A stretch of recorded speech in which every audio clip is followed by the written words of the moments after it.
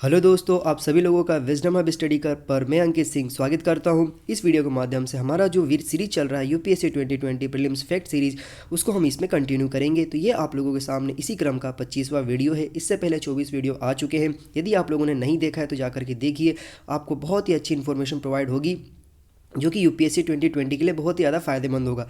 जैसा कि आप लोगों को पता होगा कि 12 फरवरी 2020 को यूपीएससी का जो ऑफिशियल नोटिफिकेशन है वो आउट हो चुका है।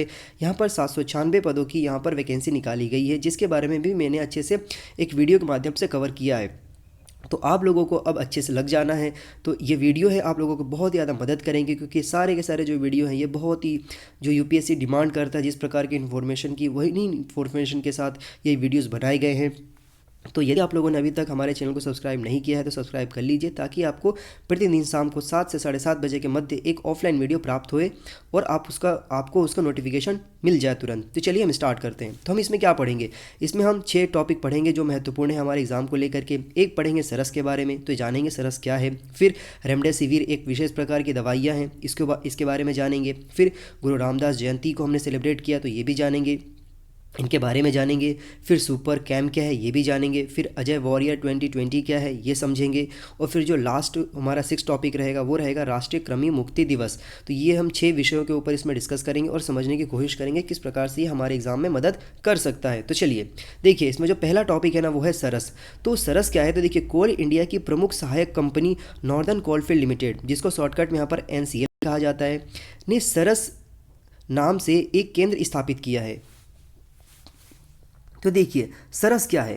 तो यहाँ पर आप देखेंगे कि सरस का मतलब पूर्ण रूप से इसका जो नाम है वो है science and applied research alliance and support. देखिए इसका पूरा नाम है यहाँ पर science and applied research alliance and support. Science का ये मतलब सरस का पूरा नाम है, सरस इसका एक्रोनीम से, ये विशेष रूप से आपको याद रखना है। इसका उद्देश्य क्या है? तो देखिए, इसका उद्देश्य कंपनी की परिचालन दक्षता में सुधार करना तथा इसका इष्टतम स्तर पर संसाधनों का उपयोग करने के साथ साथ नवाचार, रिसर्च एंड टेक्नोलॉजी मतलब रिसर्च एंड डेवलपमेंट के साथ साथ कौशल विकास को बढ़ावा देना इसका उद्देश्य है। सरस खानों में मतलब जो कोयला की खाने होती हैं उसमें उत्पादकता और सुरक्षा बढ़ाने के लिए जो भी नवाचार हो सकता है, अनुसंधान हो सकता है, उसके एकीकरण में ये कंपनी मदद करेगी। इसके अलावा सरस कंपनी के परिचालन में एवं उसके आसपास के जो भी स्थानीय युवा होंगे उन युवाओं को यहाँ पर कुशलतापूर्वक कौशल प्रोवाइड कराएगी, मतलब यहाँ पर स्किल अच्छे से प्रोवाइड कराएगी, उनका विकास करेगी, डेवलपमेंट करेगी तथा रोजगार के अवसर प्रदान करने के साथ साथ अनुसंधान और विकास के जो तकनीक हैं उन तकनीकों की सहायता से ये सुनिश्चित करेगी कि किस प्रकार से अच्छा केंद्र स्थापित किया जा सके, ताकि लोगों को रोजगार के अवसर सृजन हो। ये इसका यहाँ पर कार्य रहेगा।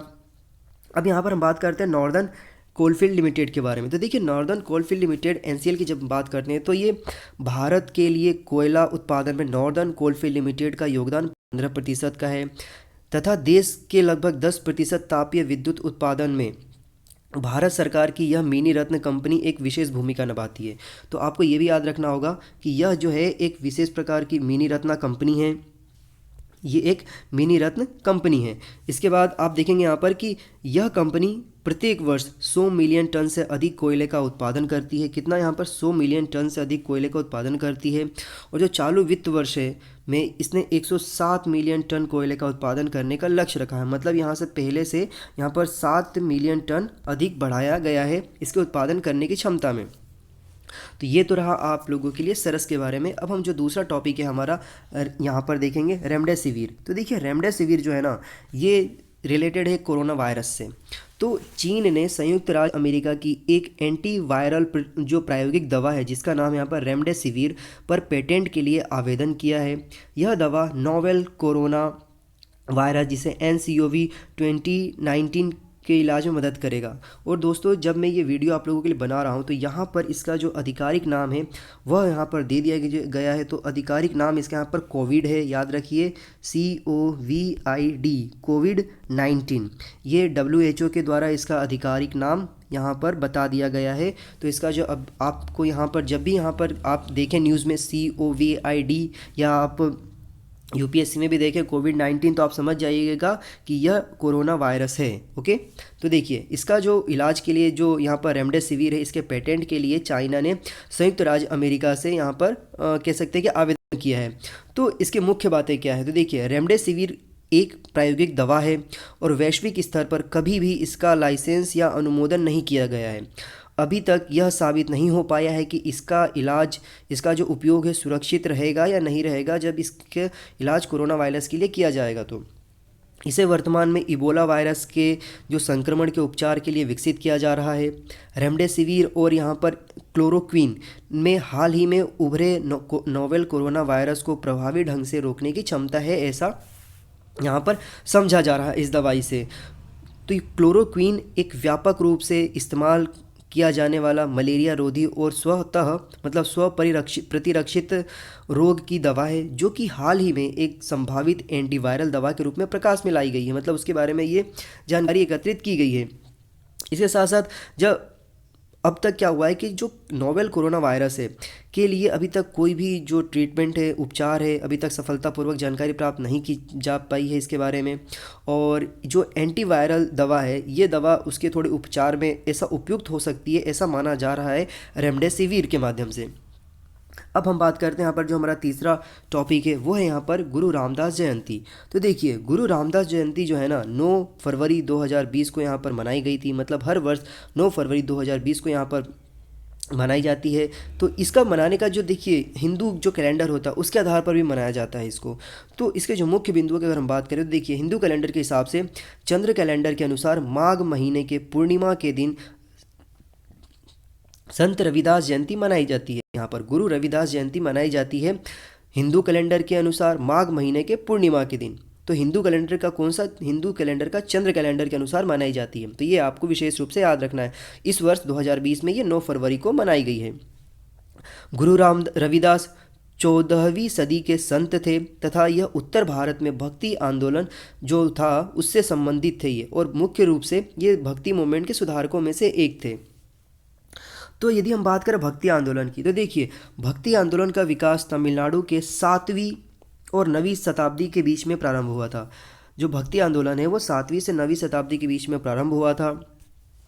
यह नयनवार जिसे शिव के उपासक थे, वो अलवार जो कि विष्णु के उपासक थे, संतों की जो भावात्मक जो कविताओं से परिलक्षित हुआ था। ये इन संतों ने धर्म को एकमात्र औपचारिक रूप मतलब औपचारिक पूजा के रूप में नहीं माना, अपितु इसके अलावा इन्होंने उपासक के बीच में प्रेम और आधारित कह सकते हैं कि जो प्रेम बंधन है, मतलब एक उपासक और जो जिसके प्रति श्रद्धा रखते थे उनके बीच में इन्होंने प्रेम संबंध का एक रास्ता भी माना है इन लोगों ने, जो उस समय 7वीं से 9वीं शताब्दी के बीच में रहे हैं उपासक।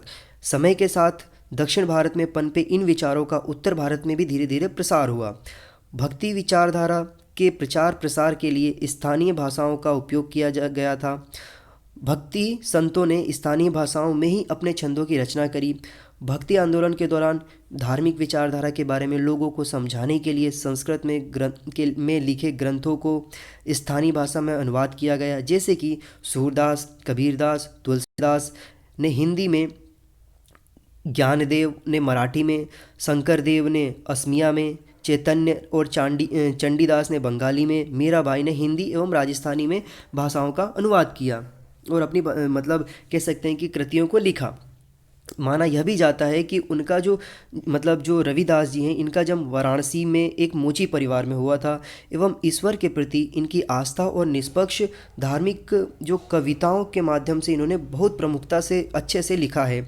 इन्होंने अपना पूरा जीवन जाति व्यवस्था के उन्मूलन के लिए समर्पित किया। खुले तौर पर ब्राह्मणवादी समाज की धारणा को समाप्त किया इन्होंने।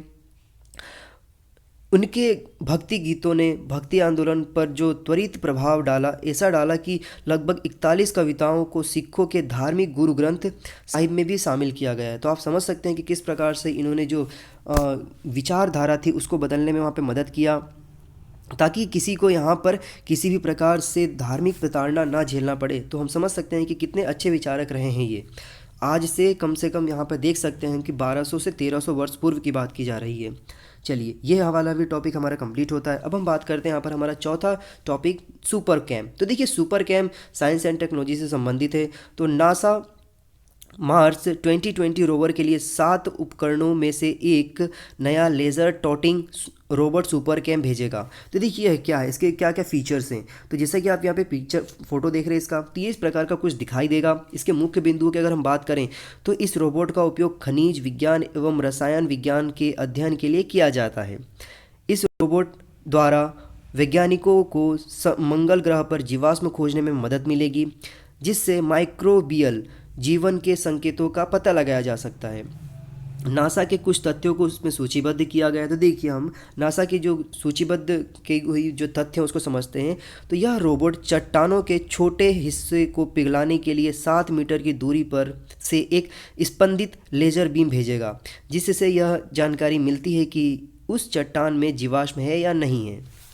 फिर सुपर कैम उन चट्टानी संरचना एवं रसायनों का अध्ययन करेगा जो कई वर्षों पहले मंगल ग्रह पर जनित जल में गठित था या परिवर्तित हुआ है, इसके बारे में भी ये पता लगाएगा।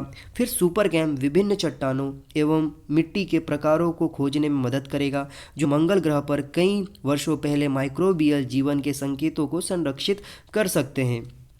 आने वाले समय में खोजकर्ता इसकी सहायता से मंगल ग्रह की धूल में निहित हानिकारक तत्वों के विषय में जानकारी प्राप्त कर सकेंगे। तो ये इसके कुछ महत्वपूर्ण तथ्य हैं। इसके साथ साथ यहाँ पर सुपर कैम में एक माइक्रोफोन भी शामिल होगा, जिसकी सहायता से वैज्ञानिक हर बार लेजर बीम के चट्टान से टकराने की जो आवाज़ उत्पन्न होगी उस ध्वनि को भी ये सुन सकेंगे। लेजर बीम के लक्ष्य से टकराने से निकलने वाला जो पॉपिंग साउंड होगा वो चट्टानों के भौतिक गुणों के बारे में स्पष्ट रूप से जानकारी देने की कोशिश करेगा। तो ये बहुत ही ज़्यादा कह सकते हैं कि एक सफलता मिलेगी यदि इस प्रकार की जानकारी प्राप्त करने में सफल होते हैं हमारे वैज्ञानिक। तो देखिए अब ये वाला टॉपिक आपको समझ में आ चुका हो कि सुपर कैम क्या है। अब हम बात करते हैं यहाँ पर कुछ डिफेंस से संबंधित। तो अजय वॉरियर 2020, तो जो अजय वॉरियर 2020 है यह भारत और यूनाइटेड किंगडम मतलब ब्रिटेन के बीच संयुक्त सैन्य अभ्यास है जो कि अजय वॉरियर 2020 के नाम से जाना जाता है। तो अजय वॉरियर के नाम से जाना जाता है और 2020 में ये इसका 5वां संस्करण हुआ है। तो 5वां संस्करण जब इसका होगा तो वो होगा 13 फरवरी से 26 फरवरी 2020 में। ये कहाँ पर होगा? तो ये होगा यूनाइटेड किंगडम के सैलिसबरी मैदान पर। ये आपको याद रखना है कि सैलिसबरी मैदान पर होगा, मतलब इस बार का जो आयोजन होगा वो होगा यूनाइटेड किंगडम में। इसका उद्देश्य क्या रहेगा? तो इसका उद्देश्य हमेशा की तरह आप देखेंगे तो जो डिफेंस के वो होते हैं जितने भी एक्सरसाइजेस, शहरी एवं अर्ध क्षेत्रीय मतलब क्षेत्रों में विद्रोह एवं आतंकवादी क्रियाकलापों के खिलाफ कार्यवाही करने हेतु संयुक्त सामरिक स्तर पर अंतर संचालन क्षमता को बढ़ावा दे करके मतलब बढ़ावा देना। ये है कुल मिलाकर के जो जितने भी डिफेंस एक्सरसाइज होती हैं तो उनका एक ही उद्देश्य होता है कि किस प्रकार से यहाँ पर आतंकवाद को ख़त्म किया जाए और सामरिक दृष्टि से एक अच्छा कह सकते हैं कि रिलेशन बनाया जाए, ये इसका उद्देश्य होता है। तो इसके अगर मुख्य बिंदुओं की हम बात करें इस पूरे डिफेंस एक्सरसाइज की, तो देखेंगे आप यहाँ पर कि यह अभ्यास 2 साल में एक बार होता है, मतलब 2 वर्षों में एक बार होता है। ये तो अगर 5वां इसका संस्करण है तो मान के चलिए कि 10 वर्षों से ये चल रहा है। 2 वर्षों में जब एक बार होता है ये, तो बारी बारी से एक बार भारत में होता है तो एक बार यूनाइटेड किंगडम में होता है। मतलब जो इसका 4था संस्करण था वो भारत में हुआ था, ये आपको विशेष रूप से ध्यान रखना होगा। इसमें सैन्य अभ्यास के दौरान आधुनिक हथियार प्रणाली, उपकरण एवं मतलब सिम्युलेटर प्रशिक्षण की योजना बनाई गई है। इस अभ्यास के अंतर्गत दोनों देशों की जो सेनाएं हैं, सेनाओं के द्वारा जो आपसी कौशल में वृद्धि करने तथा अनुभवों को आदान प्रदान करने पर बल दिया जाता है। इस सैन्य अभ्यास द्वारा भारत और यूनाइटेड किंगडम की जो सेनाएं हैं, सेनाओं के बीच में जो सकारात्मक सैन्य संबंध है वो स्थापित करने का इसका लक्ष्य होता है। साथ साथ में ये जो जितने भी रिलेशंस होते हैं इसको बढ़ावा देने का प्रयास किया जाता है इस पूरे एक्सरसाइज के माध्यम से। तो देखिए अगला टॉपिक जो है आप लोगों के लिए वो है यहाँ पर राष्ट्रीय कृमि मुक्ति दिवस, मतलब नेशनल डिवॉर्मिंग डे। तो देखिए हाल ही में केंद्रीय स्वास्थ्य एवं परिवार कल्याण मंत्रालय मतलब ministry of health and family welfare ने 30 करोड़ बच्चों और किशोर किशोरियों को लाभान्वित करने के लिए राष्ट्रीय मुक्ति दिवस जिसे नेशनल डिवॉर्मिंग डे का 10वां संस्करण आयोजित किया गया। दोस्तों यहाँ से मैं आपको एक सवाल पूछना चाहूँगा, आप लोग मुझे कमेंट सेक्शन में ये बताइए कि जो हमारे जो मतलब हेल्थ मिनिस्टर है उनका नाम क्या है और उनका जो संसदीय क्षेत्र है वो क्या है। 2 सवाल पूछा है, एक इस टॉपिक से आप लोग मुझे जवाब उसका देंगे। तो देखिए यहाँ पर आप देख रहे हैं कि ये जो आपको एक पूरा जो लोगो दिखाई दे रहा है यहाँ पर ministry of health and family welfare, जो नेशनल डिवॉर्मिंग डे है वो 10 फरवरी को यहाँ पर मनाया गया। तो इसका उद्देश्य क्या था इस पूरे के पूरे मतलब कह सकते हैं यहाँ पर कि जो नेशनल डिवॉर्मिंग डे मनाया गया है इसका उद्देश्य क्या था। तो देखिए मुख्य बिंदुएं क्या थी। तो कृमि मुक्ति दिवस वर्ष में 2 बार 10 फरवरी और 10 अगस्त को मनाया जाता है। तो ये टॉपिक बिंदु जो है याद रखिए विशेष रूप से। यह एक वर्ष में 2 बार मनाया जाता है, एक 10 फरवरी को और एक बार 10 अगस्त को। सभी राज्यों और संघ जो शासित प्रदेश है ये सब जगह मनाया जाता है ये। इस अभियान के तहत सरकारी स्कूलों, सरकारी सहायता प्राप्त स्कूल जो होते हैं, आंगनबाड़ी, निजी स्कूल एवं अन्य शैक्षणिक संस्थाओं में 1 से 19 वर्ष की आयु के बच्चों और किशोर किशोरियों को कृमि से बचाव हेतु दवा दी जाती है। उस दवा का यहाँ पर जो नाम है वो है यहाँ पर अल्बेंडाजोल। याद रखिए अल्बेंडाजोल दवा का नाम है जो कि दी जाती है। इसका उद्देश्य क्या होता है। तो उद्देश्य, इस अभियान का जो मुख्य उद्देश्य मिट्टी के संक्रमण से आंतों में उत्पन्न होने वाले जो परजीवी हैं उन परजीवी को यहाँ पर खत्म करना इसका उद्देश्य होता है। ये विशेष रूप से याद रखना है।